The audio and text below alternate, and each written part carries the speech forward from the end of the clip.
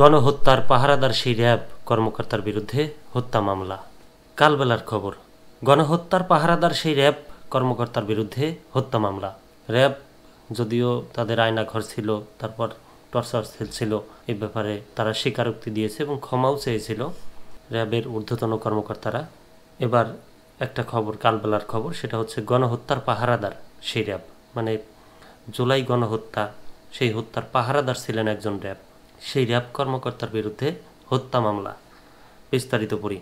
RAB 10-এর অধিনায়ক ছিলেন ফরিদ উদ্দিন। যাত্রাবাড়ি এলাকায় আন্দোলন দমনে ভূমিকা রাখেন তিনি। ফ্যাসিস্ট সরকারের পক্ষে তার রাখা অবদান এখনও সামাজিক যোগাযোগ মাধ্যমে ছড়িয়ে আছে, কিন্তু তাকে শাস্তির মুখোমুখি করা হয়নি, বরং নিরাপদ জায়গায় পদায়ন দিয়ে পাঠানো হয়েছে। বিষয়টি নিয়ে ক্ষোভে ফুঁসছেন বৈষম্য বিরোধী ছাত্র আন্দোলনের নেতারা। এবার সেই কর্মকর্তার বিরুদ্ধে হত্যা মামলা করা হয়েছে ঢাকার আদালতে। গত 12 ফেব্রুয়ারি করা এই মামলায় তাকে গণহত্যার পাহারাদার হিসেবে আখ্যায়িত করা হয়েছে। জানা গেছে, রিয়াজ মোর্শেদ অপুকে হত্যার অভিযোগে মামলাটি করেছেন যাত্রাবাড়ির দক্ষিণ কুতুবখালীর রুমা বেগম। ভিকটিম অপু তার ভাগিনা বলে মামলায় উল্লেখ করা হয়েছে। মামলায় আওয়ামী লীগের সাধারণ সম্পাদক ওবায়দুল কাদের, সাবেক স্বরাষ্ট্রমন্ত্রী আসাদুজ্জামান খান কামাল, র্যাব কর্মকর্তা ফরিদ উদ্দিন সহ 285 জনকে আসামি করা হয়েছে। মামলার অভিযোগে ফরিদ উদ্দিন সহ 45 জনের ব্যাপারে বলা হয়েছে, ঘটনাস্থলের চারিদিক পাহারা দিয়ে বৈষম্য বিরোধী ছাত্র জনতা যেন ভিকটিমকে রক্ষা করতে এগিয়ে না আসতে পারে, তার জন্য এলোপাথারি গুলি করতে থাকেন এবং অস্ত্র উঁচু করে ভীতি প্রদর্শন করেন।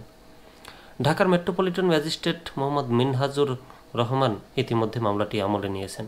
সংশ্লিষ্ট আদালতের পেশকার মিজানুর রহমান মামলার বিষয়টি কালবেলাকে নিশ্চিত করে বলেছেন, আদালত বাদীর জবানবন্দি গ্রহণ করে যাত্রাবাড়ি থানার ভারপ্রাপ্ত কর্মকর্তাকে মামলা এফআইআর হিসেবে গ্রহণ করে তদন্তের নির্দেশ দিয়েছেন।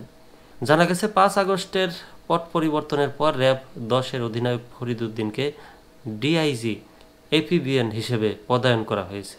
আর পদায়নের পর ছাত্র আন্দোলনের সময় তার ভূমিকা সামনে আসতে থাকে। আন্দোলনের সময় ধারণ করা সামাজিক যোগাযোগ মাধ্যমে ছড়িয়ে থাকা ভিডিওতে ওই কর্মকর্তার বক্তব্য ছিল, এখানে সাধারণ শিক্ষার্থী নেই, সরকারি বিরোধী লোকজন জড়ো হয়েছে।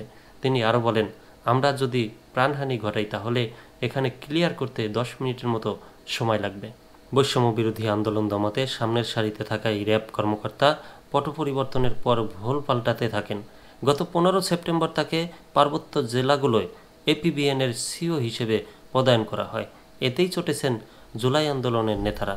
গণ অধিকার পরিষদের উচ্চতর পরিষদ সদস্য ও গণমাধ্যম সমন্বয়ক আবু হানিফ সম্প্রতি এক অনুষ্ঠানে বলেছেন, র্যাব 10-এর অধিনায়ক ফরিদ উদ্দিন যাত্রাবাড়ির আন্দোলন দমনে ঔদ্ধত্যপূর্ণ বক্তব্য দিয়েছিলেন, সেটি গণমাধ্যমে এসেছিল, কিন্তু দুঃখজনক বিষয়ে সরকার তার বিরুদ্ধে ব্যবস্থা নেয়নি, তাকে পুরস্কৃত করেছে, তাকে পদোন্নতি দেওয়া হয়েছে। এমন একজন অফিসার কিভাবে বিচারের মুখোমুখি না হয়ে পদোন্নতি পায়, সেটা আমাদের প্রশ্ন। ফরিদের পদোন্নতির পর সামাজিক যোগাযোগ মাধ্যম ফেসবুকে এক পোস্টে ঢাকা আইনজীবী সমিতির সাধারণ সম্পাদক অ্যাডভোকেট নজরুল ইসলাম সামাজিক যোগাযোগ মাধ্যম ফেসবুকে এক পোস্টে লেখেন, যাত্রাবাড়িতে জুলাই গণ অভ্যুত্থানের গণহত্যার মহানায়ক 10 মিনিটে আন্দোলন ক্লিয়ার করে ফেলবে এবং আন্দোলনকে বিএনপি জামায়াত সন্ত্রাসীদের পরিকল্পনা করা র্যাব 10-এর ফরিদ উদ্দিনের বিরুদ্ধে কোনো ব্যবস্থা তো দূরের কথা, বরং জুলাই হত্যাকাণ্ডের পুরস্কার হিসেবে তাকে সিও পদে পদায়ন করা হয়েছে। এ ব্যাপারে কালবেলাকে তিনি বলেন, দুঃখজনক হলেও সত্য, আওয়ামী ফ্যাসিস্ট সরকারের দোসর ফরিদের মতো অফিসারকে বিচার না করে পদোন্নতি দেওয়া হচ্ছে।